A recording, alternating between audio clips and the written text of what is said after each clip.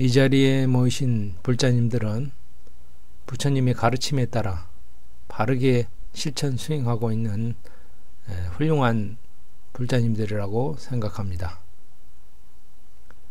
방송국의 전파가 온 허공에 퍼져 있습니다.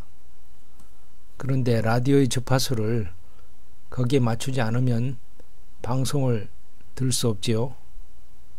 그와 같이 부처님 말씀이 온 허공에 퍼져 있습니다.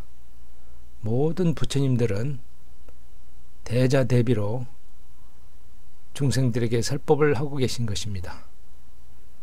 그런데 우리가 부처님을 생각하지 않고 법을 생각하지 않고 마음을 기울이지 않으면 부처님의 법을 들을 수 없는 것입니다.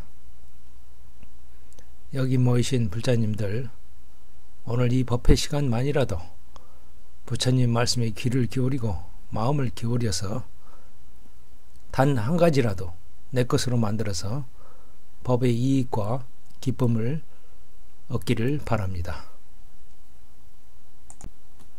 오늘 법문은 석가모니 부처님의 유훈에 따라서 자기 자신에게 의지하는 사념처 수행법과 그리고 스스로 자기 자신을 위로해서 상처받은 마음을 치료하는 법에 대하여 말씀드리겠습니다.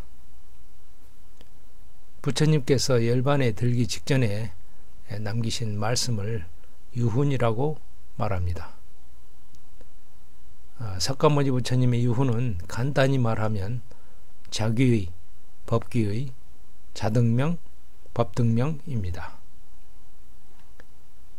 자귀의 뜻은 자기 자신에게 의지하고 남에게 의지하지 말라는 뜻입니다. 또한 자기 자신을 섬으로 삼고 남을 섬으로 삼지 말라는 뜻입니다. 여기서 섬은 무슨 뜻인가요? 망망대해에서 큰 파도가 치면은 위험하지요. 이때 안전한 피난처는 어딜까요? 섬입니다. 그래서 섬으로 삼는다는 말씀은 생사윤회라는 이 큰 괴로움의 바다에서 자기 자신을 피신할 수 있는 안전한 곳, 즉 피난처로 삼는다는 뜻입니다. 자기 자신을 안전한 피난처로 생각한다는 것이죠. 법귀의 뜻은 정법을 의지하고 삿된 법에 의지하지 않는다는 뜻입니다. 또한 정법을 섬으로 삼고 삿된 법을 섬으로 삼지 않는다는 뜻입니다. 정법은 경에 나오는 부처님 말씀이죠. 삿된 법은 경전의 말씀과 일치하지 않는 말 또는 주장입니다. 아무리 그럴듯한 말이나 유명한 사람의 말이라도 무턱대고 받아들이지 말고 반드시 경의 말씀과 비교해서 점검하고 경의 말씀과 일치할 때만 받아들여야 합니다. 이것이 법귀입니다. 자등명의 뜻은 자기 자신을 등불로 삼고 남을 등불로 삼지 않는다는 뜻입니다. 여기서 등불은 어두운 밤길에 앞에서 인도하는 길잡이의 등불입니다. 이와 같이 어둡고 미혹한 세상에서 자기 자신의 진실한 체험을 등불로 삼고 길잡이로 삼는 것입니다. 법등명의 뜻은 정법을 등불로 삼고 삿된 법을 등불로 삼지 않는다는 것입니다. 긴가민가 판단이 서지 않는 어떤 문제가 있다면 이때는 경의 부처님 말씀을 기준으로 판단하고 결정을 내려야 합니다. 다른 가르침을 기준으로 판단을 내리면 안 됩니다. 왜 자기 자신에게 의지해야 하고 남에게 의지하면 안 될까요? 그 이유는 괴로움에서 벗어나기 위해서입니다. 내 몸과 마음도 내 뜻대로 되던가요? 안 되지요? 하물며 남의 몸과 마음이 내 뜻대로 내 마음대로 되겠습니까? 안 됩니다. 남에게 무언가를 바라는 것은 뜻대로 되지 않기 때문에 반드시 괴로움을 불러옵니다. 그러니 남에게 바라지 말고 의지하지 말아야 합니다. 남에게 인정받기를 바라지 말고 칭찬받기를 바라지 말아야 합니다. 남에게 좋은 대접을 받기를 바라지 말아야 합니다. 남의 눈치를 보지 말고 남의 비위를 맞추려고 하지 말아야 합니다. 아첨하지 말아야 합니다. 내가 해야 할 일만 묵묵히 하면 되는 것입니다. 나 자신이 이 세상의 주인공이 되는 주체적인 삶을 살아야 하는 것입니다. 해야 할 일과 선한 일은 온 힘을 다하고 최선을 다해서 꼭 해내야 합니다. 하지 말아야 할 일 또는 악한 일은 마음을 다잡고 꼭 참고 하지 말아야 합니다. 내 힘으로는 할 수 없고 남의 도움을 받아야만 할 수 있는 일이 있을 것입니다. 이때는 남의 도움을 청하되 남이 기꺼이 도와준다면 좋은 일입니다. 그러나 도와주지 않는다면 어쩌겠습니까?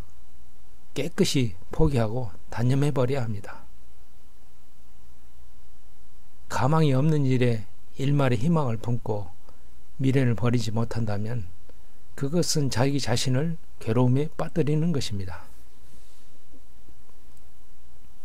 해야 할 일과 선한 일이란 무엇입니까?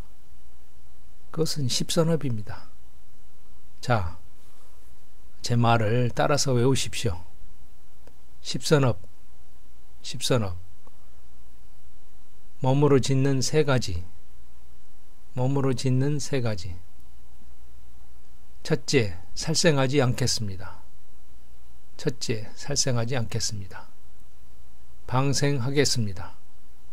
방생하겠습니다. 둘째, 남의 것을 허락 없이 갖지 않겠습니다. 내 것을 기쁜 마음으로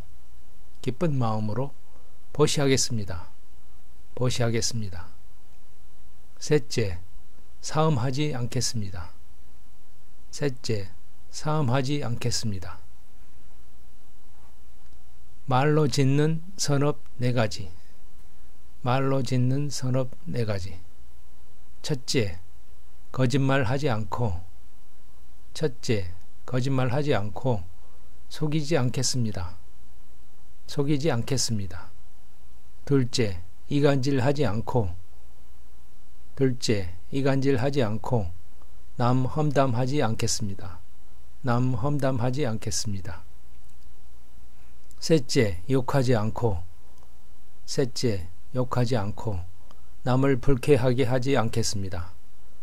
불쾌하게 하지 않겠습니다. 넷째, 무익하고 쓸데없는 말을 하지 않겠습니다. 마음으로 짓는 선업 세 가지. 첫째, 탐욕을 절제하겠습니다. 둘째, 화내지 않겠습니다.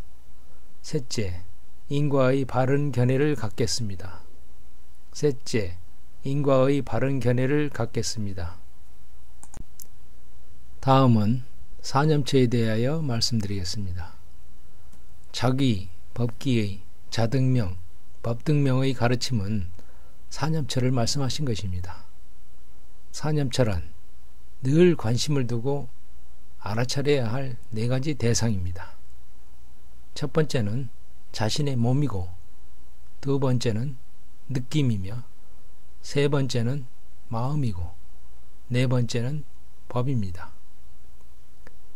자기, 자등명은 자신의 몸, 느낌, 마음을 주시하고 알아차리는 수행입니다. 법기의, 법등명은 자신의 몸과 마음에서 일어나고 사라지는 정신과 물질이라는 법들을 있는 그대로 꿰뚫어 보는 수행입니다. 자기 자신에게 의지한다는 것은 사념치라는 이 네 가지 대상, 즉 자신의 몸, 느낌, 마음, 법, 이 네 가지 대상 중에 하나를 선택해서 항상 주시하고 대상을 결코 놓치지 않는 것입니다. 이것이 깨달음과 해탈에 이르는 유일한 길입니다. 초심자는 먼저 몸을 알아차리는 것이 좋습니다. 몸을 어떻게 알아차려야 합니까? 우선 호흡을 알아차립니다. 호흡은 몸의 작용이기 때문입니다. 호흡 명상을 하면은 몸의 신경이 흥분이 가라앉고 감정이 즐거웠다 괴로웠다 하는 이런 기복이 줄어들고 정서가 순화가 됩니다. 마음은 고요해지고 집중력이 높아집니다. 집중력이 높아지면 일상생활에 뭐 공부나 또는 일이나 다 효율이 높아지겠죠. 저녁이나 새벽에 아무 곳이나 상관없습니다. 남의 방해를 받지 않는 편안한 자리에 방석을 깔고 그 위에 앉아서 등과 허리를 펴고 눈을 감고 코끝에 마음을 두고 들숨과 날숨을 알아차립니다. 들숨 날숨이 짧으면 짧다고 알아차립니다. 들숨 날숨이 길면 길다고 알아차립니다. 호흡이 거칠면 거칠다고 알아차립니다. 호흡이 미세하면 미세하다고 알아차립니다. 해야 할 일은 그냥 이렇게 알아차리는 것 뿐입니다. 그런데 하다 보면은 망상이 일어나게 되어 있습니다. 과거의 기억이나 미래의 상상이나 잡념이 일어나면 빨리 알아차립니다. 그리고 다시 코끝의 호흡으로 돌아옵니다. 잡념이 일어날 때마다 빨리 알아차리고 코끝으로 돌아옵니다. 100번이건 1000번이건 돌아오기만 하면 됩니다. 잡념이 일어나는 것을 싫어하지도 말아야 합니다. 잡념이 일어나지 않기를 바라지도 말아야 합니다. 싫어하면 싫어할수록, 바라면 바랄수록 잡념은 더 많이 일어납니다. 그냥 알아차리고 끈기 있게 제자리로 돌아오기만 하면 되는 것입니다. 일상생활에서 몸을 움직일 때는 몸의 자세와 동작을 알아차립니다. 네 가지 몸의 자세를 알아차립니다. 걷고 있을 때는 걷고 있다고 알아차리고, 서 있을 때는 서 있다고 알아차리고, 앉아 있을 때는 앉아 있다고 알아차리고, 누워 있을 때는 누워 있다고 알아차립니다. 또한 몸의 동작을 알아차립니다. 몸을 굽힐 때는 몸을 굽힌다고 알아차리고, 몸을 펼 때는 몸을 편다고 알아차립니다. 앞으로 나아갈 때는 앞으로 나간다고 알아차리고, 뒤로 물러설 때는 뒤로 물러선다고 알아차립니다.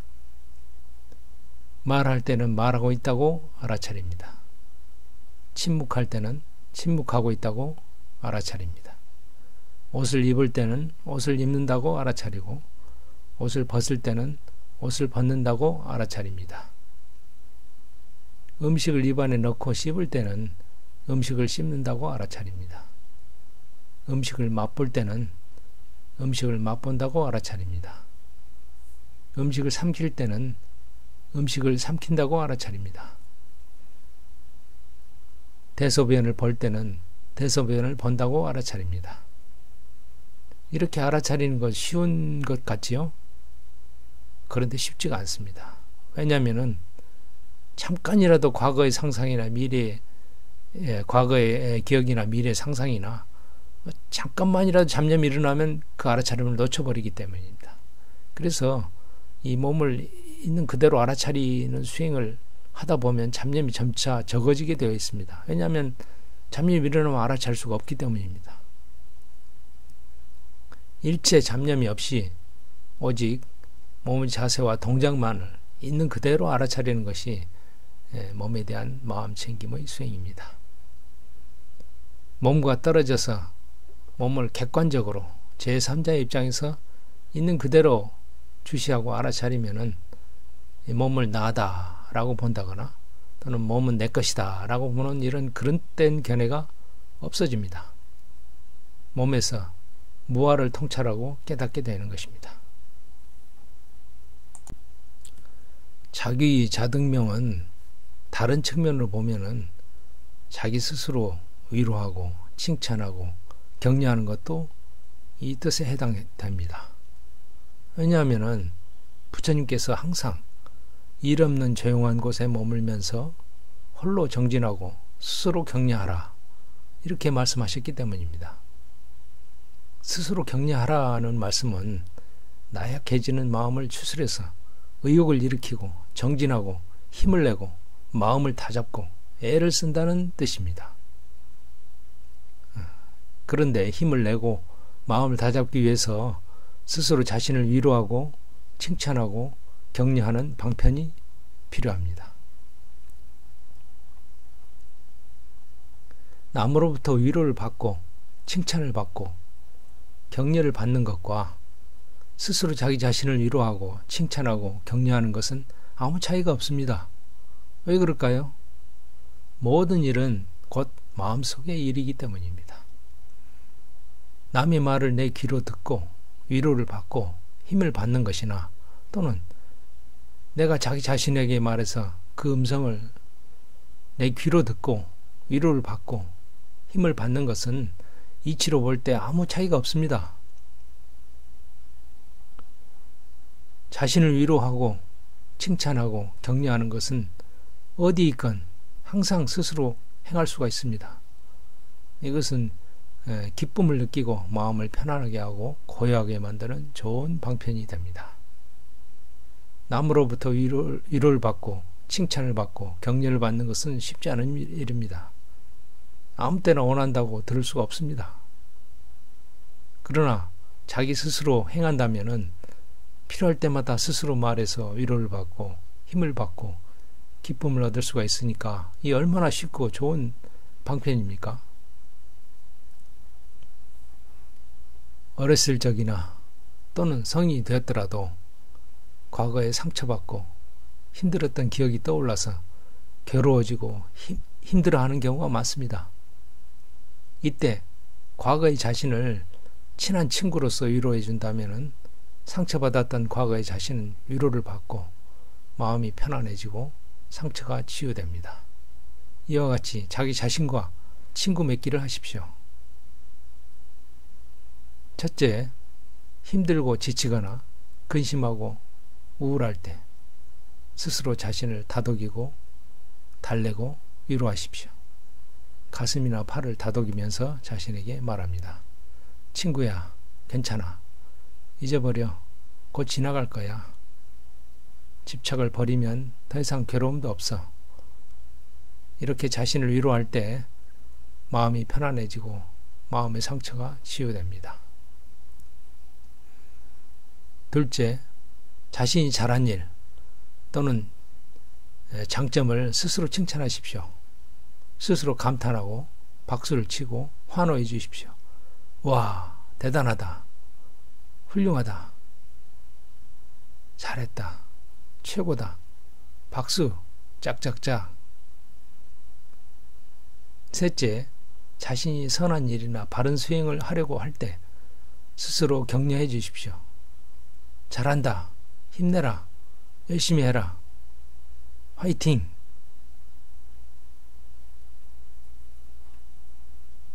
다음은 심리치료의 방법에 대해서 말씀드리겠습니다. 첫 번째 심리치료의 방법으로 앞에서 자기 자신을 위로하는 방법을 말씀드렸습니다. 이미. 두 번째로 심리치료하는 방법이 거울치료가 있습니다. 집안에 편안한 곳에 남의 눈치를 보지 않는 편안한 곳에 둥근 거울을 걸어 놓습니다. 이 거울 위에다가 행복 거울이라고 라벨을 붙여 놓습니다. 매일 한 번 이상 이 거울 앞에 서서 이렇게 합니다. 첫 번째, 거울에 비친 눈을 살펴봅니다. 경계심이 가득한 눈, 의심하는 눈, 독하게 쏘아보는 눈, 흘겨보는 눈을 바꿉니다. 부드럽고 따뜻한 눈, 믿음이 가득한 눈, 사랑이 가득한 눈을 가지려고 노력합니다. 두 번째, 거울에 비친 자신의 표정을 살펴봅니다. 찌푸린 표정, 우울한 표정, 생기 없는 메마른 표정, 무표정한 표정을 바꿉니다. 밝고 환한 표정, 미소 짓는 표정, 평온한 표정을 가지도록 노력합니다. 세 번째, 거울에 비친 어깨와 가슴을 살펴봅니다. 위축되고 긴장되고 움츠린 어깨와 가슴을 바꿉니다. 어깨의 긴장을 풀고 편안한 자세를 취합니다. 가슴을 펴고 당당한 자세를 취합니다. 네 번째, 거울 속의 자기 모습을 보고 가슴이나 팔을 가볍게 토닥입니다. 거울 속의 자기 자신에게 존경과 사랑을 보냅니다. 먼저 본명을 부르고 무슨 불자님 존경합니다. 사랑합니다. 그동안 고생이 많았습니다. 당신은 부처님의 입에서 태어난 불자이고 훌륭한 분입니다. 그대가 건강하기를, 그대가 행복하기를, 그대가 불안과 근심이 없기를, 그대가 두려움에서 벗어나기를, 그대가 위험에서 벗어나 안전하기를, 이렇게 축원해 줍니다. 처음에는 이렇게 말하는 것이 어색할 수 있지만 매일매일 행한다면 점차 자연스럽게 될 것이고 편안해질 것이고 기쁨이 일어날 것이고 마음의 상처가 치유될 것입니다. 세 번째, 심리치료 방법은 남에 대한 원망과 원한을 치료하는 것입니다. 어떻게 해야 남에 대한 원망과 원한을 없앨 수 있을까요? 사람이 살아가면서 겪게 되는 온갖 일 중에서 부모, 형제, 자매, 친구 이런 분들과 어렸을 때 사랑받지 못하고 정신적, 육체적 상처를 받았거나 학대를 받았거나 또는 성인이 됐어도 부부간에 또는 자녀와의 관계에서 또는 고부간에 작은 오해로부터 시작된 의심, 실망 이런 것들이 쌓이고 쌓여서 신뢰가 깨지고 마음에 원망이 맺혀서 나중에는 그 사람 생각만 떠올라도 화가 나고 증오하고 마음이 불편해지는 그런 분들이 많습니다. 이때 어떻게 해야 마음에 맺힌 깊은 원한을 풀 수 있을까요? 그것은 상대방의 장점을 찾고 생각하는 것입니다. 10가지 항목을 나열을 해놓고 거기서 단 하나라도 그 사람의 장점을 찾아봅니다. 10가지 가운데 9가지가 나쁘더라도 단 하나라도 장점이 있다면 오직 그 장점 하나만 생각하고 나머지 9가지의 나쁜 점은 무시해버립니다. 처음에는 그 사람이 장점이라고는 눈을 씻고 보아도 찾을 수 없다고 그렇게 생각이 될 것입니다. 왜냐하면 증오와 원망이 가득 차서 마음을 덮어버렸기 때문입니다. 그러나 마음의 평정을 되찾고 나서 다시 차분히 생각해 보면은 무언가 장점 하나는 있기 마련입니다. 장점을 찾고 나면 상대방을 존경할 수 있는 토대가 생긴 것입니다. 이런 존경이 있으면 원망을 해결할 수 있습니다. 예를 들어서 말하겠습니다. 첫 번째, 함부로 생명을 죽이지 않고 사람이나 동물의 목숨을 소중히 생각한다면 그것은 그 사람의 장점입니다. 두 번째, 남을 때리거나 괴롭히지 않는다면 그것은 그의 장점입니다. 세 번째, 남의 것을 뺏지 않고 훔치지 않는다면 이것은 그의 장점입니다. 네 번째, 불륜이나 강간, 성매매 등 나쁜 성관계를 하지 않는다면 이것은 그의 장점입니다. 다섯 번째, 도박, 술, 마약 등에 중독되는 습관이 없다면 이것은 그의 장점입니다. 여섯 번째, 습관적으로 거짓말을 하거나 남을 속이지 않는다면 이것은 그의 장점입니다. 일곱 번째, 남의 좋은 사이를 이간질해서 나쁘게 만들거나 또는 남모인에 대해서 남을 험담하고 비방하지 않는다면 이것은 그의 장점입니다. 여덟 번째, 남에게 욕을 많이 하거나 또는 남에게 상처 주는 말을 하지 않는다면 이것은 그의 장점입니다. 아홉 번째, 화를 자주 내고 남과 다투지 않는다면 이것은 그의 장점입니다. 열 번째, 책을 읽고 공부하는 것을 좋아하고 현명한 사람들의 말을 경청할 줄 안다면 이것은 그의 장점입니다. 이 중에 한 가지만이라도 장점이 있다면 상대방에 대한 증오가 일어날 때마다 마음을 가라앉힌 후에 오직 상대방의 장점만 생각하고 나쁜 점은 무시해버립니다.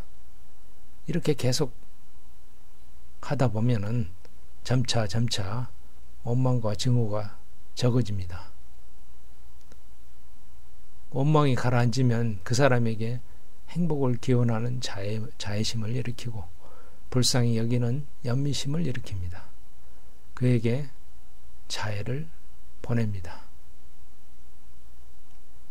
이와 같이 계속하면은 점차 원망과 증오가 적어져서 나중에는 다 없어질 날이 올 것입니다. 다음은 일상생활에서 자기 스스로 위로하는 방법의 사례를 들어서 설명하겠습니다. 첫 번째 예입니다. 어떤 수행자가 한때 기분이 가라앉고 우울하고 몸도 아프고 힘들었습니다. 그래서 마음속으로 도반과 법담하는 상상을 했습니다. 마음속에서 열렬히 법에 대해서 사유하고 담론했을 때 갑자기 전기 스위치를 켠 것처럼 마음이 환히 밝아졌습니다. 그러자 우울한 기분이 사라져버렸고 몸도 더 이상 아프지가 않았습니다. 스스로 반조했습니다. 나는 현명한 의도를 일으켜서 법의 이익을 얻고 문제를 해결하고 괴로움에서 벗어났구나. 이제 우울한 기분과 몸의 아픔도 다 사라졌다. 그러자 다시 법의 기쁨과 환희심이 일어났습니다. 두 번째 예입니다. 어떤 스님이 홀로 토굴에서 수행하다가 과거에 여러 스님 대중과 함께 있었던 것을 기억하면서 다른 스님들을 그리워하고 보고 싶어졌습니다. 이때 그는 자기 자신의 법명을 불렀습니다. 무슨 스님. 그러자 이상하게도 다른 스님들에 대한 그리움이 사라졌습니다. 단지 자기 본명과 스님이라는 호칭을 불렀을 뿐인데 스스로 위로를 받고 만족해서 다른 스님들에 대한 그리움이 사라졌습니다. 세 번째 예입니다. 수행자가 이렇게 자기 자신을 위로하고 칭찬하고 격려해서 문제를 해결한 체험을 한 후에 그는 만나는 사람들에게 항상 이렇게 말했습니다. 남에게 듣고 싶은 말을 자기 자신에게 하세요. 그러면 문제가 해결될 것입니다. 이 말을 들은 사람들은 나중에 다시 만났을 때 한결같이 말했습니다. 말씀하신 대로 남에게 듣고 싶은 위로나 칭찬을 나 자신에게 말했더니 남에 대한 불만과 원망과 근심이 사라졌고 힘을 얻고 마음이 편안해져서 문제가 해결되었습니다. 감사합니다. 보통 사람들의 마음은 항상 경주마처럼 밖의 대상을 향해서 달려나갑니다. 마음은 좋아하는 형색에 달라붙습니다. 좋아하는 소리에 달라붙습니다. 좋아하는 냄새에 달라붙습니다. 좋아하는 음식의 맛에 달라붙습니다. 좋아하는 감촉, 즉 사대에 달라붙습니다. 사대란 지수화풍입니다. 예를 들어 몸에 딱딱한 성질을 가진 뼈나 살과 같은 것들은 땅의 요소, 즉 지대입니다. 몸에 흐르는 성질을 가진 피나 오줌과 같은 것들은 물의 요소, 즉 수대입니다. 몸에 따뜻한 성질을 가진 체온 또는 소화시키는 열은 불의 요소, 즉 화대입니다. 몸의 자세와 동작을 지탱하는 힘과 호흡과 관절의 움직임, 이런 것들은 바람의 요소, 즉 풍대입니다. 이와 같이 마음이 밖의 대상으로 향할 때 빨리 알아차리고 의도라는 말의 고삐를 잡고 제지시키고 돌려서 마음과 의도를 내면으로 돌려야 합니다. 내면으로 돌아가면은 마음이 쉬고 편안하게 머물게 됩니다. 이때 호흡을 알아차리거나 또는 몸의 자세와 동작을 알아차리거나 또는 느낌이나 마음이나 법을 관찰한다면 마음은 고요해집니다. 때로는 과거에 상처받은 마음을 친구로서 스스로 위로해야 치유하고 스스로 잘한 일을 칭찬하고 격려하면 마음이 쉬고 편안해지고 또 기쁨을 얻고 힘을 얻게 되는 것입니다. 여기 모이신 모든 불자님들과 모든 분들이 이와 같이 자기 몸과 마음을 관찰하는 사념처 수행과 스스로 자신을 위로하고 칭찬하고 격려하는 방편으로 법의 이익과 기쁨을 얻어서 나날이 괴로움과 번뇌는 줄어들고 나날이 복과 지혜는 늘어나시기를 기원합니다. 저희 법문을 경청해 주셔서 대단히 감사합니다. 이 법문을 들은 공덕이 깨달음의 조건이 되기를. 이것으로 법문을 마칩니다. 사두 사두 사두. 나무 석가모니불 나무 석가모니불 나무 석가모니불.